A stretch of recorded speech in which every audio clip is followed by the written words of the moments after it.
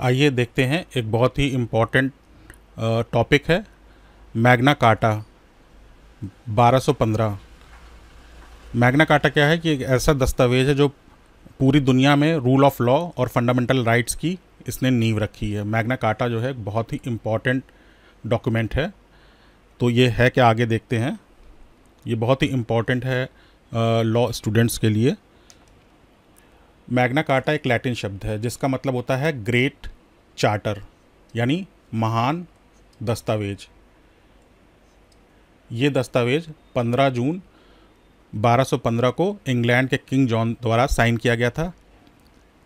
लेकिन एक बात सोचने वाली यह है कि राजा अपनी सत्ता को खुद सीमित क्यों कर रहा था सीमित। तो इसका जवाब है राजा की ज्यादती और जनता का विद्रोह। जनता के विद्रोह के कारण ही राजा को मजबूर होना पड़ा ये मैग्ना कार्टा जो दस्तावेज है साइन करने के लिए। इसका बैकग्राउंड क्या है कि 12वीं और 13वीं सदी में इंग्लैंड का राजा एब्सोल्यूट पावर रखता था।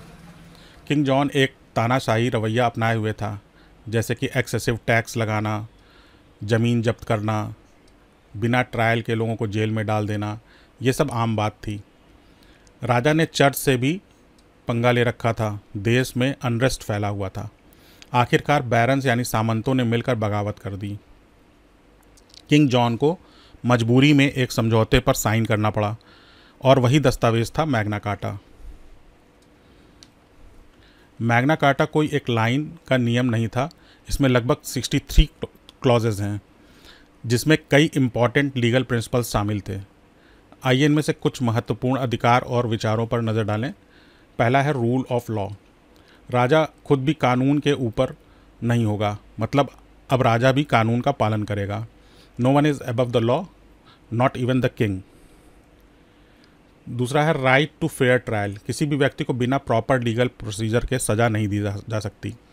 No free man shall be seized और imprisoned except by the lawful judgement of his equals और by the law of the land. तीसरा है प्रोटेक्शन फ्रॉम इलीगल टैक्सेस।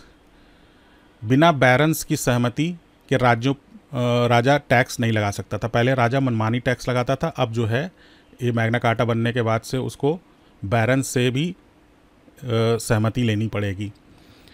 इसके अलावा फोर्थ, चर्च में की स्वतंत्रता। चर्च के मामले में भी राजा का दखल नहीं चलेगा। जस्टिस डिले नहीं होगा, न्याय में देरी नहीं की जाएगी और न ही किसी को न्याय से वंचित किया जाएगा। कहते भी हैं ना, justice delayed is justice denied. तो इसलिए जस्टिस को डिले नहीं किया जा सकता। मैग्ना कार्टा का महत्व क्यों है इतना खास? आप सोच रहे होंगे कि ये तो 800 साल पुराना दस्तावेज है, आज के समय में इसका क्या रिलेवेंस है। असल में यही दस्तावेज था जिसने पहली बार एब्सोल्यूट मोनार्की का कॉन्सेप्ट को तोड़ा और लिमिटेड गवर्नमेंट की शुरुआत करी। मैग्ना कार्टा ने क्या क्या फाउंडेशन डाला? एक तो रूल ऑफ लॉ, फिर दूसरा है ड्यू प्रोसेस ऑफ लॉ, फिर equality before the law, basic rights of individuals, और आगे चलकर मॉडर्न डेमोक्रेसीज और कॉन्स्टिट्यूशन की इसने नींव रखी। इसलिए मैग्ना कार्टा एक बहुत ही महत्वपूर्ण डॉक्यूमेंट है।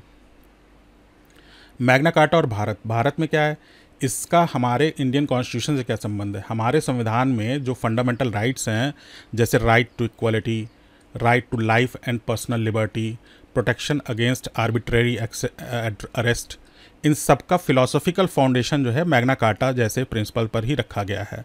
इसलिए मैग्ना कार्टा इंडियन कॉन्टेक्स्ट में भी बहुत इंपॉर्टेंट है। डॉक्टर BR अम्बेडकर ने संविधान बनाते समय ब्रिटिश लीगल सिस्टम से काफ़ी इंस्पिरेशन ली थी, जिसमें कि मैग्ना कार्टा ही उसका एक आधार स्तंभ था। तो मैग्ना कार्टा हमारे जो संविधान में जो संविधान को बनाने में भी एक फाउंडेशन के रूप में काम करता है। मैग्ना कार्टा और वर्ड डॉक्यूमेंट्स। वर्ड में और कहाँ इसका असर देखने को मिला? मैग्ना कार्टा ने कई आधुनिक दस्तावेजों को प्रभावित किया है, जैसे English bill of rights, American declaration of independence, US constitution 1787, फिर universal declaration of human rights. यही जो ह्यूमन राइट्स में भी इसको एक बेस माना गया है। इन सभी डॉक्यूमेंट्स में मैग्ना कार्टा की वैल्यूज़ जैसे फेयरनेस, लिबर्टी और लिमिटेड पावर को रिफ्लेक्ट किया गया है। मैग्ना कार्टा एक स्टूडेंट के लिए क्यों ज़रूरी है? तो मैग्ना कार्टा सिर्फ एक इतिहास की कहानी नहीं है, ये आपको सिखाता है कि कैसे लॉ और लिबर्टी का संतुलन बनाया जाता है, आर्बिट्री पावर को कैसे कंट्रोल किया जाता है और जस्टिस का क्या मतलब होता है। यह एक रिमाइंडर है कि कानून की असली ताकत तभी है जब वो सभी पर समान रूप से लागू हो, चाहे वो राजा हो या आम नागरिक। ऐसा नहीं है कि राजा के लिए अलग कानून है और आम नागरिक के लिए अलग। मैग्ना कार्टा सिर्फ एक दस्तावेज नहीं है, ये एक विचार है, एक क्रांति है। ये वो बीज है जिससे rule of law, fundamental rights, modern democracy, मतलब कि इसका एक तरह से समझिए कि ये इसका बेस है।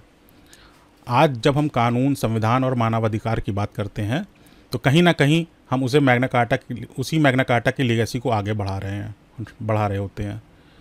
यानी कि सारी लॉ, कॉन्स्टिट्यूशन और जो ह्यूमन राइट्स हैं, इन सब में मैग्ना कार्टा एक अहम रोल प्ले करता है। तो मिलते हैं अगले वीडियो में।